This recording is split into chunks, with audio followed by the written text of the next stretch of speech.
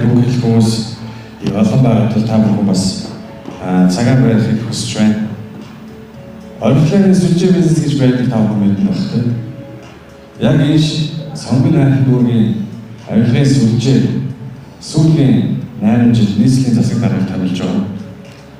Тэдний шахаж байгаа үүс хичнээн хүний амьд үрж байгаа.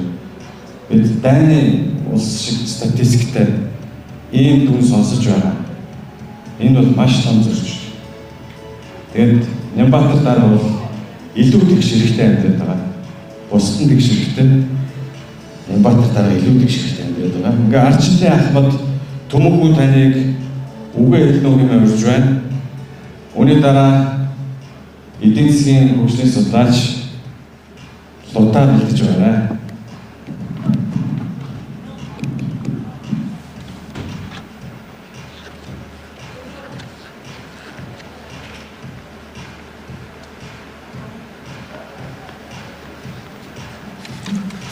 За ингээд та бүхэнд энэ өдрийн мэндийг хүргэе.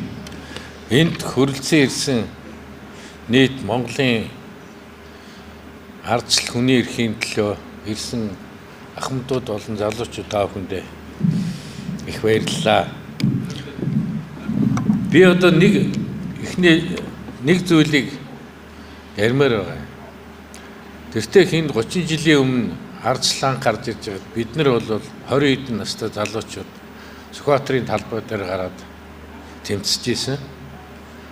Тэр үед энэ ардчлалыг анх тэмцэж байгаа тэр үед бол ардчлал 23 настай алтан амиа зориулсан тийм хүний эмэгтэйн одоо амь нас нь эргэжсэн тийм хүний амиар ардчлал бол анх эхэлж ирсэн. Тэрийг одоо хүртэл одоо манай ардчлалын ярьдгүй. Тэгэхээр энэ ардчлал хүний эрх чөлөө бол Монгол улсад 30 жил яваад өнөөдөр хаа хүрч хаана байгаа юм? Нөгөө ардчлал маань хайч юу? Өнөөдөр уулын энэ танхимд Монгол улсын нам харгалзахгүйгээр бүх намын төлөөллүүд бүх их хурлын гишүүд нь босод залуучууд нь ингээд дүүрэн цуглараад энэ дээр ингээд энэ эрх чөлөө ардчлалаа яриад хүний эрхээ ярьж явах ёстой байтал энд өнөөдөр их хурлын гишүүд байгаа юм уу мэдэхгүй. Тэгэхээр энэ Монгол улс минь хаашаа явчих вэ? Нөгөө ардчилсан хүний эрх чөлөө Монгол улсыг анх ардчил тунхагласан хүний эрх чөлөө одоо хаач вэ? Өнөөдөр олон хүмүүс олон кейсүүд олон өөрсдийнхөө үзэл бодлыг хэлж байна. Тийм учраас би энд өнөөдөр яг миний үеийн одоо ардчлалын надаас дээр ардчлалын ахмадууд Монгол ардын хувьсгал нам шалгаагүй, ардын нам шалгаагүй одоо байгаа олон намуудын төлөөллүүд хайч. Өнөөдөр уг нь энд ярих ёстой байсан. Гэтэл өнөөдөр эрх чөлөөгөө энэ бүхнийг эрхчлөөнийхөө төлөө зоригтой дуурч байгаа энд ирж ярьцлага өгж байгаа энэ санаа зовдөг ийм олон хүмүүс ирсэнд би их баяртай байна. Хоёрт нь болохоор өнөөдөр яг оюутлогоо яриад байна. Оюутлогоо ойлгомжтой. Тэрний төлөө зөндөө олон хүмүүс Монголын ард түмэн харж байгаа. Гэтэл оюутлогоо дараагийн байшин толгой гараад ирсэн. Би яагаад байшин толгой гэхээр манайхан гайхаж байгаа. 1990 онд банкнаас мөнгө зээлэхэд 30% хүүтэй байсан. Бид нар 30% хүүтэй мөнгө зээлж бизнес хийж эхэлж ирсэн. Гэтэл өнөөдөр тэрнээсээ бүр дордсон. 48 болсон. 48 болохдоо тэр үед социализмын яг 89 он 90 оны үед банк санхүү ломбард гэж байгаагүй. Хүмүүс хоорондоо мөнгө зээлэх эрхчлөө байгаагүй. Гэтэл өнөөдөр Монголд 583 банк санхүүгийн байгууллага байна. Тэр дотроо гадаадын харьяад гадаад хүмүүс хөрөнгө оруулагч маягаар орж ирээд мөнгө хүлэлт хийж байгаа. Өнөөдөр банк санхүүгийн байгууллага 583 гэдэг чинь тэр 583 байгууллагад мөнгө зээлсэн Монголын үе үеийн залуучууд өнөөдөр амьдралаа дээшлүүлэх гэж гэр орондоо ипотекийн зээл аваад явж байгаа ч хүмүүс байна. Зүгээр барь салбарын зээлээр хийж байгаа ч хүмүүс байна. Гэтэл Иргэний хуулийн 75-ын 4, 75-ын 175-ын 4, 175-ын 5 дээр та бүхэн маань сэтгүүлчид Монголын энэ залуучууд одоо ойлгох хэрэгтэй. Энийг хууль нь бол энэ хуулийн дээр юу заасан гэхээр энэ хуулийг бол одоо буруугаар ашиглаж эхэлж байгаа. Яагаад гэвэл энэ зөвхөн ипотекийн зээлийн хуулинд хамаардаг. Өнөөдөр хүн залуучууд ипотекийн зээлээр байшин аягүй их авч байгаа. Авсан. Гэтэл авчаад ипотекийн зээлийг төлөхгүй бол төлж чадахгүй хэдэн жил болно, сар болно. Тэрнийхэн дараа тэр байшингийн түрээсэлсэн гэдгээр дахиад нэмээд хүүн дээр нь нэмээд мөнгө авах тийм хууль. Гэтэл өнөөдөр банк санхүүгийн байгууллагууд яаж яах гэхээр энэ ипотекийн зээлийн энэ хуулийг далимдуулан зүгээр барьцаалбарын зээл дээр дахиад мөнгө нэмээд мөнгө авч байгаа. Энийг нь бол өнөөдөр миний яг амьдрал дээр тохиолдсон нэгэн кейс байгаа.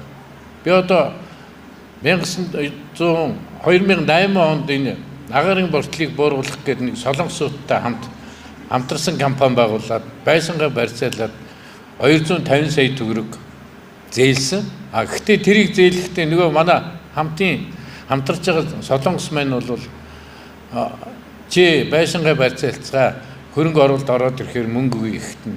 Тэгээд барьцаалбар хийгээд зээл авсан. Зээл авахдаа тэр үед санхүүгийн зохицуулга хорон дээр бол тэр үеийн зээл бол банк санхүүгийн активын 30%-аас хэтрэхгүй гэдгийг бол манай тэр солонгос эзэнтэй банк санхүүгийн байгууллага бол 100% хэтрүүлээд 250 сая төгрөг зээлсэн.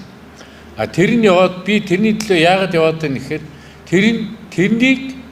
тэр банк санхүүгийн байгууллага өнөөдөр намайг энэ 175-ын 4, 175-ын 5-аар өнөөдөр 250 сая төгрөгийг шүүхийн шийдвэр нь 376 гарчаад за төлөе гэхээр үгүй бид нар ийм машин ийм юм авахгүй гэсээр хагаад дээр нь шүүхийн шийдвэр дээр шийдвэр гүйцэтгэл дээр нөгөө манай байшинг бол одоо бага үнээр дуудлага худалдаагаар явуулах ийм кейсүүд их явсан. Тэгээд бол шүүх бол тэрийг бас манай тал шийдэж өгсөн учраас би 376-га төлөх тийм хүсэлтэй байгаа боловч нөгөөдөл 8 жил явсан энэ маргалдаж явсан энэ кейсэн дээр дахиад 711 сая төгрөг нэмж ийм шийдвэр гарчаад байгаа. Тэгэхээр би миний энэ хувьд бол энэ ингээд асуудал шийдэгдэх байх. Гэтэл дараагийн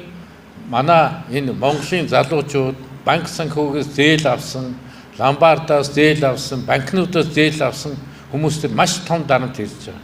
1 жилч ба 2 жилч ба 3 сарч ба тэрийгэ түрээссэн гэдэг юугаар зээлийн дахиж дээр нь мөнгө нэмж авах тийм юу болчихж байгаа. Тэгэхээр би та бүхэндээ бол энийг бид нар дараагийн залуучуудаар тийм том дарамт ирж байгаа учраас би өнөөдөр хэлье гэж бодоод энэ хүний эрхийн хороонд хандсан. Хүний эрхийн хороо их хурлын хүний эрхийн хороо эднэрт хандахад тэд нар бол энэ болохгүй зүйлээ гэдэг асуудал дээр санал нэгдэж байгаа. Тэгээ өнөөдөр та бүхэн дээр ирлээ. Ирж энэ кейсээ хэлж байгаамаа. Тийм учраас та бүхэн зээлтэй цаашаа Монголын залуучууд зээлтэй бол энэ дээр бүгдөө хамтарч ажиллаж хийхгүй бол маш олон хүний эрх ашиг, маш олон хүний өмчөд шууд халдж байгаа. Өнөөдөр Монгол улсад бол өмчийн эрх, хүний эрх, хүний эрүүл аюулгүй орчинд амьдрах эрх бол бүгд зөрчигдөж байгаа. Энийг хэлүүлтэнгүү та бүхэн мэдж байгаа. Тийм учраас энэ дээр та бүхэн минь бусад хүмүүстэй энэ сэтгүүлчид Монголын залуучууд энэ хуулийн заалтыг харж энэ дээр бүгд монголчууд нийлж бүгдөө энэ асуудлыг ярихгүй бол эцэст нь маш том нөгөө байшинтай хүмүүсийн маань байшингийн хураах, байшин дээр нь зээлэн дээр нь дахиад 2-3 дахилж нугуулсан зээл авах тийм шийдвэр гарчаад байгаа учраас би та бүхэнд энийг анхааруулж энэ дээр бүгдөө хамтдаа ажиллана шүү. Манай хүний эрхийн энэ Ганбаяр захиралтай хорооных нь улсын их хурлын эдийн засгийн хороо, эдийн засгийн байнгын хороо эднэр танилцуулсан. Эднэр бол дараагийн арга хэмжээ авч өгөө. Энэ бол байж боломгүй асуудал гэдэг. Тийм учраас та бүхэндээ хэлсэн. Энд ирсэн та бүхэнд баярлалаа.